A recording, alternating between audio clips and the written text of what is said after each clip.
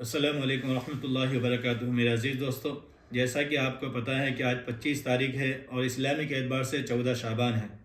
اب جیسے ہی سورج ڈوبے گا، اسلامی کے اعتبار سے 15 شعبان کی رات شروع ہو جائے گی۔ اب بہت سارے ساتھی یہ سمجھتے ہیں کہ عشاء کے بعد میں 15 شعبان شروع ہوگی، شب برات کی رات۔ ایسا نہیں ہے، جیسا ہی سورج ڈوبے گا ویسے ہی 15 شعبان کی رات کی شروعات ہو گئی۔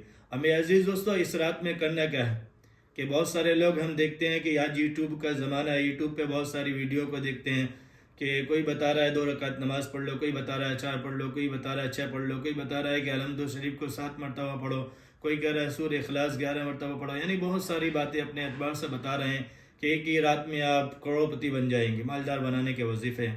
حالانکہ میرے عزیز دوستو، یہ ساری باتیں پیارے آقا محمد صلی اللہ علیہ وسلم سے کہیں سے ثابت نہیں ہیں۔ ہاں، اس رات کی فضیلت تو ثابت ہے کہ آپ علیہ الصلوۃ والسلام نے اس بات کی رات میں جاگ کر عبادت کرنے کا سبب بتلایا ہے۔ تو میرے عزیز دوستو، اس رات میں کرنے کے اعمال کیا ہیں، ہمیں انہیں کرنا ہے، اور جو نہ کرنے کے اعمال ہیں انہیں نہیں کرنا ہے۔ اب پہلی بات تو یہ سمجھے کہ اس رات میں آپ علیہ الصلوۃ والسلام سے کوئی خاص عبادت ثابت نہیں ہے کہ اس رات میں اسی عبادت کو جاگ کر کرنا ہے۔ ایسی کوئی حدیث سے کوئی عمل ثابت نہیں ہے۔ اب کرنے کے کیا عمل ہیں کہ ہم سے جتنا ہو سکے ہم اس رات میں جاگ کر اب قرآن کی تلاوت بھی کر سکتے ہیں، نفل نمازیں بھی پڑھ سکتے ہیں، تہجد بھی پڑھ سکتے ہیں۔ صلاۃ التسبیح کی نماز ہے کہ ہم ایسے نہیں پڑھ پاتے ہیں، لیکن یہ رات میں ہمارے لیے اچھا موقع ہوتا ہے کہ ہم صلاۃ التسبیح کی نماز کو بھی اس رات میں جاگ کر پڑھ سکتے ہیں۔ اسی طرح ہماری بہت ساری نمازیں جو زندگی کے اندر قضا ہو گئی ہیں، تو یہ بہت اچھا موقع ہوتا ہے کہ ہم قضاء عمرے کی نیت سے ان نمازوں کو بھی پڑھ سکتے ہیں۔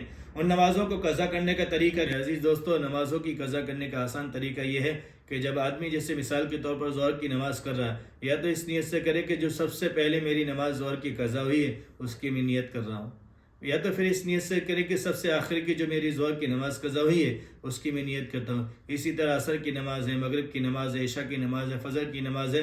تمام نمازوں میں اس طرح ہی نیت کرے کہ یا تو سب سے پہلے قضا نماز کی نیت کرے یا سب سے آخر کی نماز کی قضا نیت کرے۔ ہمارے ساتھیوں کو ہم نے دیکھا ہے کہ ساری رات جاگ کر عبادت کرتے ہیں، پوری رات جاگتے ہیں، لیکن جیسے ہی فجر کی نماز کا وقت آتا ہے تو اب ساتھی ایک دوسرے سے باتیں کرتے ہیں کہ یار چلو نا، اب گھر پہ جائیں گے، تھوڑی کمر سیدھی کریں گے، ہاتھ پیروں کو سیدھا کریں گے، تھوڑا آرام کریں گے، اس کے بعد پھر نماز پڑھنے کے لیے آئیں گے۔ حالانکہ میرے عزیز دوستو، یہ شیطان کا دھوکہ ہوتا ہے کہ جیسے ہی ہم لمبی کمر کو اپنی سیدھی کرنے کے لیے گئے، بستر پہ لیٹے، اور ویسے ہی آنکھ لگ جاتی ہے، اب آنکھ کھلتی ہے تو دیکھتے ہیں کہ سورج نکل آیا اور پھر فجر کی نماز قضا ہو گئی۔ تو میرے عزیز دوستو، پھر ایسی راتیں ہمارے لیے ثواب کی بجائے پکڑ کا ذریعہ بنتی ہیں۔ اس لیے میرے عزیز دوستو، پیارے آقا محمد صلی اللہ علیہ وسلم نے فرمایا کہ جتنا سہولت سے ہو سکے آدمی اتنی ہی سہولت کے ساتھ میں عبادت کر لے۔ ایسا نہیں کہ نفل نمازوں کی وجہ سے آپ پھر فرض کو چھوڑ دو، یہ تو آپ نے ثواب کمانے کی بجائے آپ نے نقصان کما لیا، ثواب کی بجائے آپ کے لیے گناہ ہو گیا کہ ہم نے نفلوں کا تو اہتمام کیا لیکن جو فجر کی نماز فرض تھی ہم نے اسے چھوڑ دیا۔ یہ عقل مندی تھوڑی ہوئی میرے عزیز دوستو۔ اسی لیے جاگ کر جتنا ہو سکے سہولت سے عبادت کریں اور پھر فجر کی نماز کو پابندی کے ساتھ میں پڑھیں۔ اس لیے حضور نے فرمایا کہ جو شخص عشاء کی نماز کو جماعت کے ساتھ میں پڑھ لے اور فجر کی نماز کو جماعت کے ساتھ میں پڑھ لے، اور پھر کہتے ہیں کہ وہ ساری رات بھی اگر اس درمیان کا جو وقفہ ہوتا ہے سوتا رہے تو اسے ساری رات عبادت کرنے کا ثواب ملتا ہے۔